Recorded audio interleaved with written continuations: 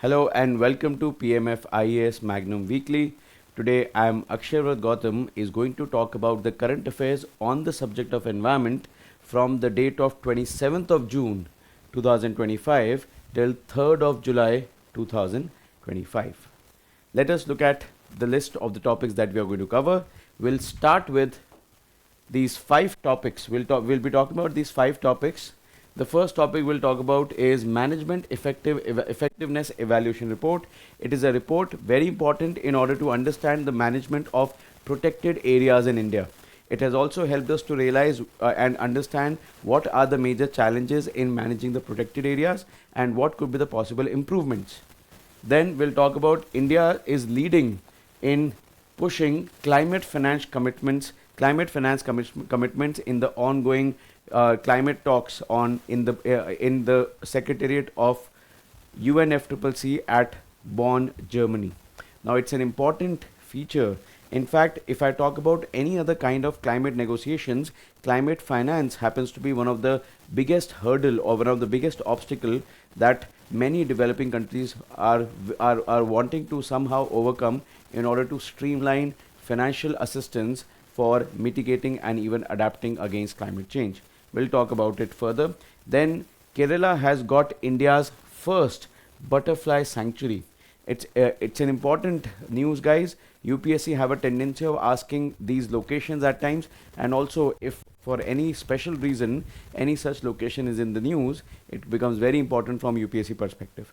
And I would personally like to tell students that make sure that when you're reading these kind of things, please write it in such a place where you can have a chance of looking at it, accessing it multiple times, so that you can remember it during the time of the exam.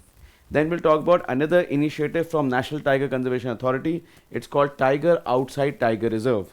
It's an important initiative under the Compulsory Afforestation Management and Planning Authority, and in collaboration with National Tiger Conservation Authority. It is basically meant to reduce any kind of man and animal conflict that is arising because of so many tiger attacks of late, right? There have been more than 380 deaths associated to tiger attacks. Then lastly, we'll talk about the Hong Kong International Convention, which is again a recently concluded convention, which is about pollution, marine pollution, especially with regard to shipping. So ship industry involves a lot of activities, and it can sometime cause a massive impact on the local marine environment or marine ecosystem. So Hong Kong International Convention is primarily focusing on that. So guys, let us start with the first topic of our discussion here, that is Management Effectiveness Evaluation Report. Now this report has been published. Remember, this report has been published by the Ministry of Environment, Forest and Climate Change in association with Wildlife Institute of India. Wildlife Institute of India is an autonomous body based in Dehradun. It is an autonomous body under the Ministry of Environment, Forest and Climate Change, located in Dehradun. Now, what is this report all about? What exactly is the purpose of this particular report? So this is basically a one-of-a-kind report that is trying to check the quality standards or the management standards of our protected areas. When you talk about protected areas, it normally includes wildlife sanctuaries, national parks, conservation reserves, community reserves, and marine protected areas. So basically, there is an international organization called IUCN, and IUCN has basically given certain global standards. They've given certain global standards that how a protected area has to be managed. So this report is trying to simply use the globally set tools in order to assess the management effectiveness of our protected areas. So it's basically trying to check the management quality of our protected areas through conservation efforts, right? So there have been so many conservation efforts going on. Considering their results, considering their impacts, it is going to help us assess how much has been the effect of all these conservation efforts in those protected areas. And in that way, we can also assess how good is the management, how effective is the management of the region. Now the scope is, the cycle covers 438 terrestrial protected areas, 113 coastal and marine protected areas. So it basically covers nearly all protected areas of the country. When you talk about 438 terrestrial, it includes national parks, It includes wildlife sanctuaries. Of course, not every wildlife sanctuary is covered because there are 567 just wildlife sanctuaries in the country, right? And community reserves and conservation reserves. These are all protected areas listed under Wildlife Protection Act. Now, what are the indicators that they have chosen? So they have basically chosen total 30 indicators which are divided into nearly 6 elements.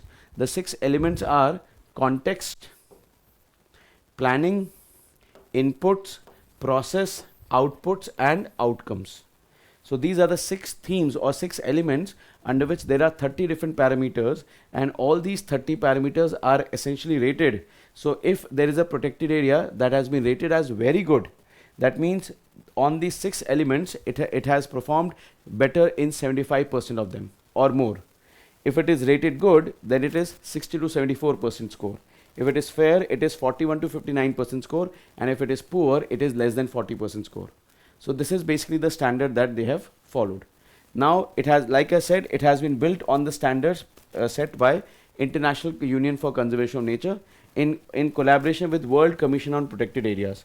Remember that World Commission on Protected Areas itself is a framework under IUCN only, which governs, which tells us how we have to manage our entire protected areas and how they should be effectively, how they should be effectively functioning. Now the average management effectiveness score is 64.41, which has been rated as good. As you can see, it falls in the category of good protected areas. Out of 438 protected areas, 84 of them, 19.2% has received even very good rating.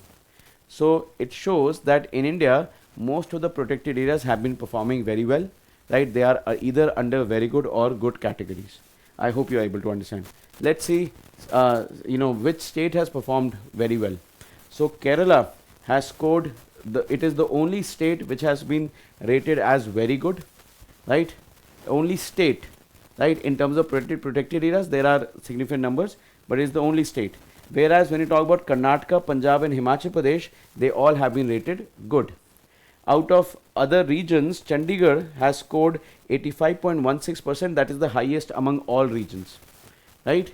Ladakh has scored the poorest, only 34.9%.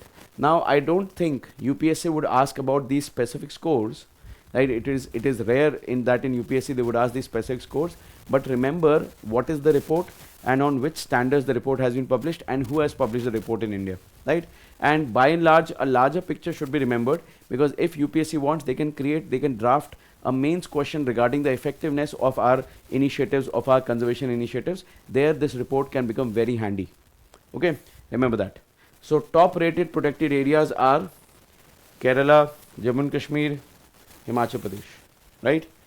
Poorly rated protected areas, Ladakh, Arunachal Pradesh, and lastly in Bihar, right? So this is the list and this is the information that has been shared in the first topic. I don't think there is a need of any more information, any further information in the topic. I only think if UPSC would want to ask a question on this, there is a higher chance that they may ask a critical analysis question, asking you about to critically analyze how far or how effective are the initiatives for protecting species, protecting areas is going on in India, and there you can take reference of this particular report. I hope all of you guys are able to understand. Now the next topic is a very important topic, and it is part of the climate negotiation talks that are going on in Bonn, Germany. This topic is on climate finance. Now let me tell you one thing. When you talk about global warming, because this is just a discussion of current affairs, so I'm not going into the entire backdrop of all the things, but let me tell you one thing in very simplified form, and I hope our students would be able to understand it very easily, that when you talk about global warming is an ongoing phenomena, we are already aware of it. But if you talk about who is supposed to be held responsible for the entire global warming that has happened so far, who should be held responsible for global warming that we have been facing so far, I hope all of you would agree that global warming is largely, it should largely be the responsibility of developed countries of today's time, industrialized countries of today's time. So in fact, even in the international conventions, even in the international agreements, it has been identified that developed countries should take the responsibility in helping the poor and underdeveloped countries or developing countries in growing so that or in preparing against climate change disasters. If I talk about Paris Agreement is the current ongoing agreement on global warming mitigation and fight against climate change. In the Paris Agreement also, Article 9 talks about climate finance. Article 9 talks about climate finance. And in this Article 9, if you look at the Article 9.1 clause, it says it in fact mandates the developed countries to provide assistance to the developing countries in the form of financial resources. To provide financial resources so that the developing countries can prepare better against the disasters related to climate change. If you talk about disasters, we all know climate change can affect food security, agriculture productivity. Climate change can affect health safety, and it can also affect the overall water available to us. So in order to prepare against all these incoming scarcities, it is important that we get some financial assistance through the Paris Agreement, and it is part of Article 9.1. But guys, here it talks about the provision that developed countries should provide financial resources to underdeveloped or developing countries, particularly developing countries. But in the same article, but in a different clause, 9.3, it also says that developed countries should also take the lead in mobilizing climate finance, right? In mobilizing climate finance, that is, a separate but related requirement. That means if they cannot provide, but they should at least make sure that how the funds can be mobilized to the country. So if a developed country is not in a position to provide, but it should at least help the developing countries arrange those funds, how to mobilize these funds to the developing countries so that they are able to get access of these funds and prepare better against climate change. Remember, when it comes to fighting against climate change, of course, developed countries are supposed to take the bigger responsibility, but the bigger challenge lies in developing countries, because these are the countries that are facing higher population influx. They have a higher population growth and at the same time a very high demand of resources. So what if India starts committing the same mistake that developed countries have done, and we also start releasing greenhouse gases, we also start burning fossil fuels like anything? It will have a very massive impact on the ecosystem, and it will be much greater damage than what Earth has already faced during the time when these developed countries were developing. Then under Article 4.3 of the UNFCCC, the treaty under which Paris Agreement has been signed, it compels developed countries to provide new and additional financial resources, right? New and additional financial resources to meet the agreed full cost incurred by developing countries. So it is very clear that almost every international treaty calls for financial assistance to developing countries. So I hope all of you have understood this part. But why are we discussing this news? So guys, what has happened? The developing countries have asked for nearly $1.3 trillion, 1.3 trillion US dollars every year for climate, in the name of climate finance. That means in order to prepare against the climate disasters, in order to reduce climate disasters, we need at least 1.3 trillion US dollars every year. That is the amount which we have asked for. But unfortunately, last year when all the countries of United Nations met at Baku in Azerbaijan, that was also called as the COP29, the Conference of Party 29, the developed countries offered only 300 billion US dollars. That means they offered less than 40% of what we asked for. Less than 30% of what we asked for, I'm sorry, right? So you can just imagine how insignificant the developed countries are considering the demand of almost 150 countries when it comes to preparing against climate change. So this is where the biggest backlog, or you can say the biggest hurdle in the climate talks happened last year. Now India, which is a signatory member of the UNFCCC, have taken the lead in projecting the demands of all developing countries together, and they are negotiating with all the other developed countries that the climate finance is a non-negotiable component anymore. Without this much funds, there is no way possible that we'll be able to ever win the war against climate change. So it is important that developed countries bring their consensus and start offering the funds required for climate change. So India has been backed by G77. G77, although it was started with 77 members, but now they have more than 100 members. G77 is a group of mostly developing and underdeveloped countries, right, which includes the countries of Africa, right, and other nations also. And they have called for a dedicated agenda item to discuss the Article 9.1, which I just mentioned previously, right.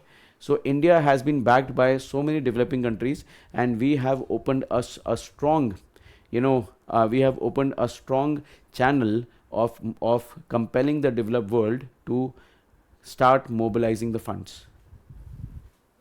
Developed countries although have strongly opposed this demand, causing a temporary halt in the talks, which was later resolved through a formal consultation as the middle ground, right.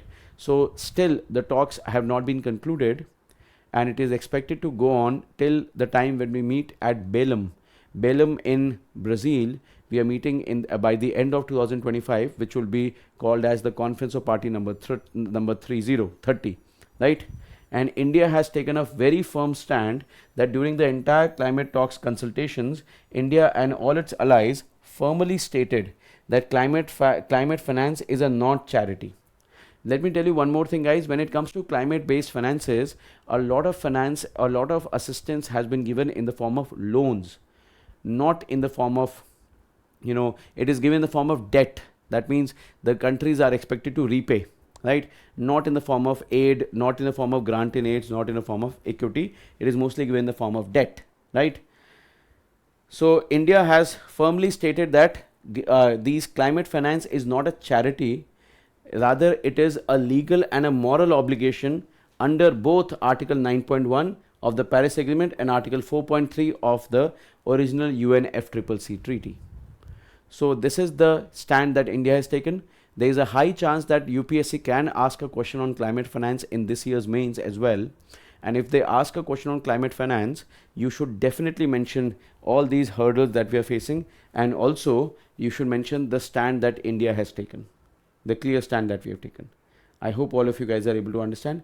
Now, let's talk about the other areas. So like I said already, the developing countries have estimated a need of almost 1.3 trillion US dollars every year to meet all the climate goals, all the commitments that India has made in order to achieve all its climate targets. Like you must have heard, Prime Minister Modi announced NDC2 in 2021, where India said that we will be becoming climate neutral or zero net carbon producer by 2070. If we want to achieve all these objectives, it is important that we get mobilization of the climate funds, right? Now, there is a debate between mobilization versus provision. I hope you understand. Mobilization is basically funds through private or indirect means. So they have to mobilize the funds to the developing countries, and provision means when they are providing themselves to the developing countries, right? So there is also a lot of disturbances. They also sometimes the talks are even hijacked, or they are often misguided by using the word mobilization or provisions, right?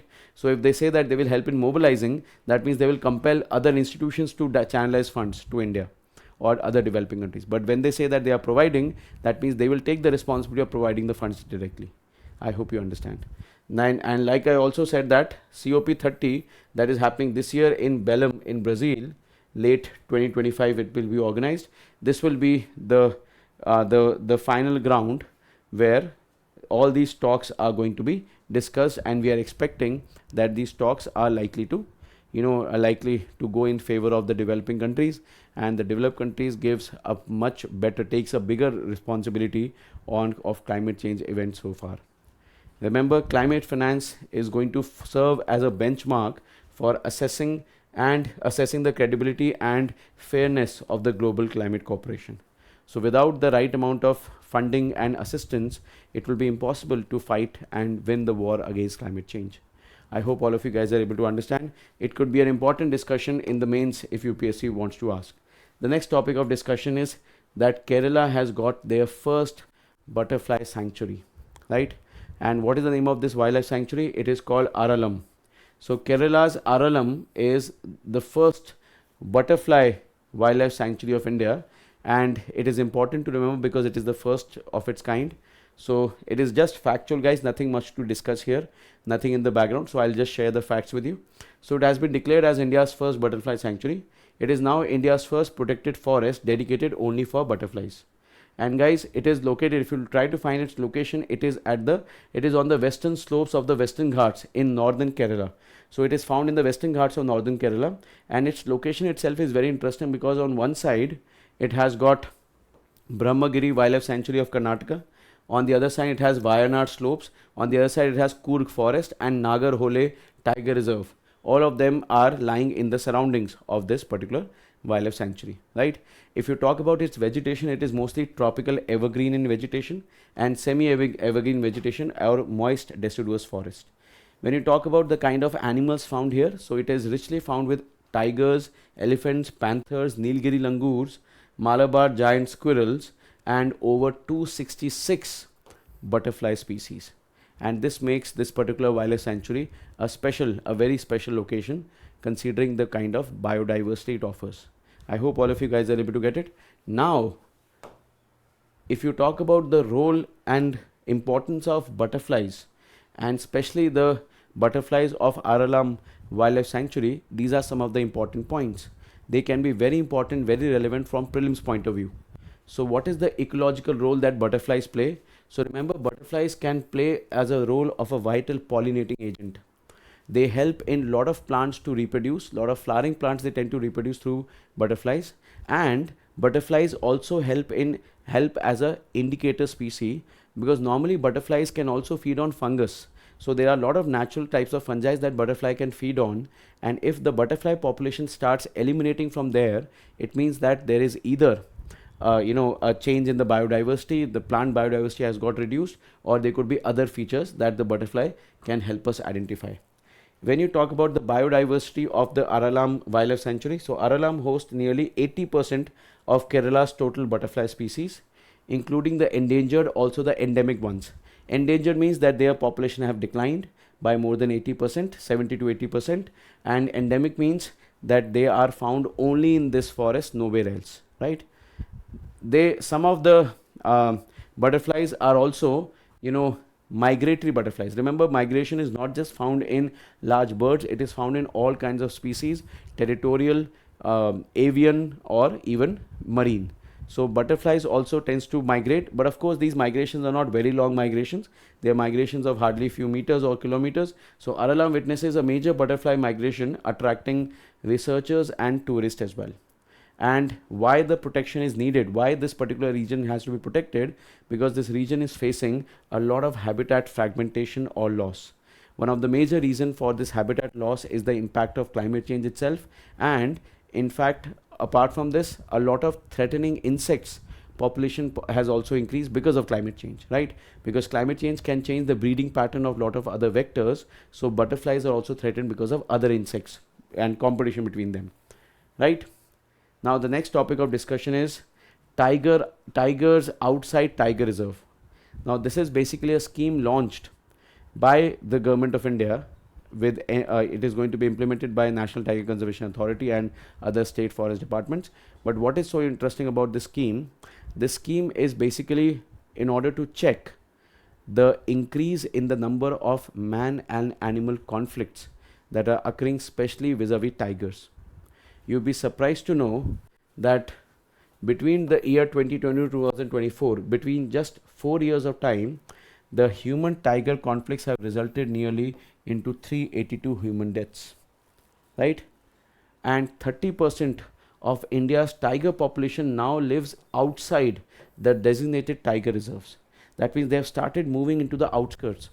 Mind my words, guys, this is also an important sign that the ecosystem is changing and the tiger's behavior is changing. We have seen the tiger adapt very quickly. We have seen that tigers have hunted wild animals, but tigers can also hunt domesticated animals. Leopards often do that, tigers can also do that.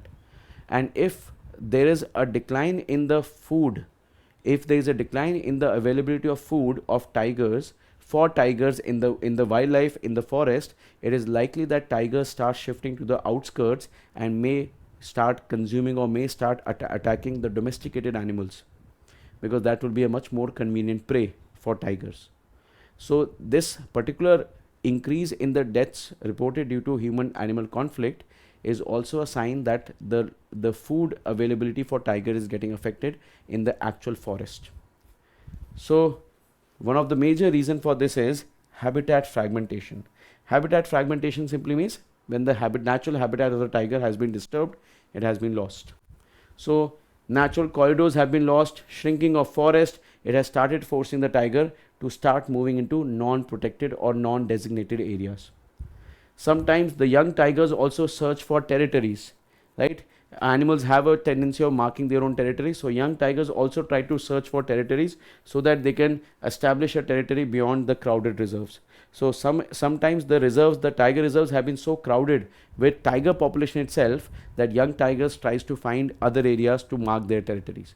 This is also a problem of overpopulation, which is also a severe case, right? Then there is a concept of fringe adaptation. Fringe adaptation means that tiger has started showing adaptation to farmlands because of poor prey availability in the forest and high prey availability in the farmlands, like what I earlier told you, right? It's called fringe adaptation. And then reserve saturation. Reserve saturation simply means saturation of the reserves or of the regions in the protected areas, and that's what compels the tiger to move outside the protected areas. So guys, tigers outside tiger reserve, it's a pilot scheme to avoid all these conflicts and identify whatever areas which are conflict hotspots. It is going to be jointly implemented, like I said, by National Tiger Conservation Authority and the State Chief Wildlife Warden, which is appointed for every state, right, in 80 different forest division of the country and in 10 different states. So 10 states are going to participate and 80 different forest ranges are going to be marked in this particular scheme. I hope all of you understand, and this becomes an important scheme in order to ensure that this human animal conflict, especially vis-a-vis tiger, is managed. The objective of this scheme is to strengthen real-time monitoring of the movement of tigers, ensure quick tech-based intervention, enable veterinary and civil society collaborations, and also augment wild prey base. We have to increase the wild prey base for the tigers so that tigers have less tendency of shifting towards the farmlands. I hope all of you guys are able to understand, and mark my words guys, it is not only the tigers who are facing this challenge.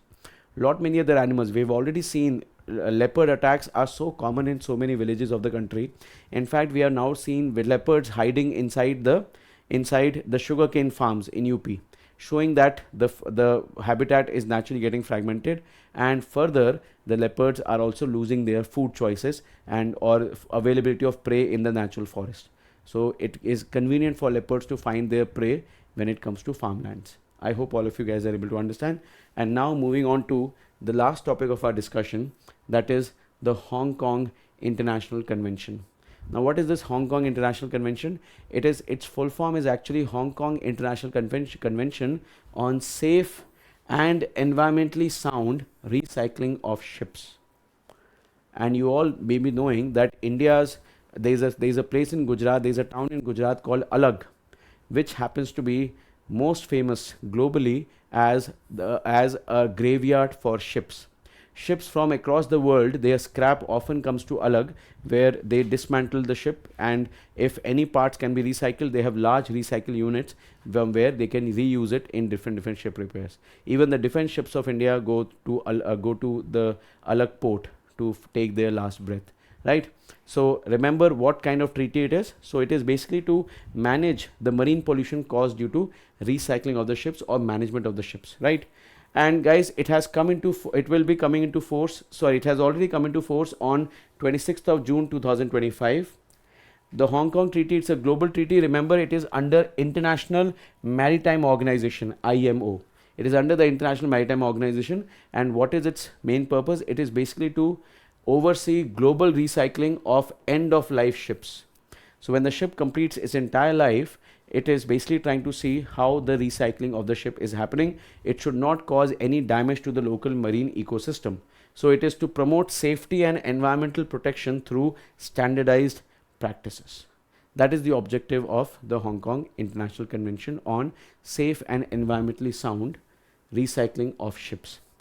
But remember, this convention is basically a collaborative effort of multiple organizations. It is not just International Maritime Organization, but in cooperation with International Maritime Organization, we also have International Labour Organization and the Basel Convention, right? So remember, it is a joint collaboration of 3 organizations. So International Maritime Organization, they oversee the implementation of the convention globally, how the convention is going to be implemented. International Labour Organization looks at worker safety standards, because we are talking about large ships, guys. So worker safety is also an important part of this entire, shipbuilding and ship recycling. So it takes care of the worker safety. And if you talk about Basel Convention is already a convention. It's already an old convention of if I'm not wrong, 1983. And this convention, 1989, I'm sorry, 1989, and this convention is already there in order to check the movement and disposal of hazardous waste. So how the hazardous waste has to be disposed. So this is basically already there when it comes to the Hong Kong International Convention, right? So ILO, IMO and Basel Convention. So all these 3 bodies have come together, all these 3 entities have come together in order to ensure that the end of life treatment of the ships are done properly and safely, right? Another objective is to minimize workers' health hazards, regulate hazardous materials such as asbestos and heavy metals, and promote safe handling and waste disposal. Simple objective of the Hong Kong Convention. But because this convention has been enforced of very recently, it is a topic that can be highly asked in the prelims exam of UPSC.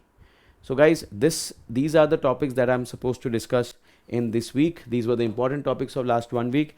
Any questions or any suggestions if you have, please do write us in the comment section. I'll be reading the comments myself, and please make sure that you're following these things on a regular basis. If you have a notebook, make sure that you're making notes. For my students, I often suggest them to make all these notes alongside with your class notes itself, so that at the end you have one single notebook as a reference point, right? So use these classes, guys. All the best, and let me know how you're liking the series. All right. Thank you, guys. All the best.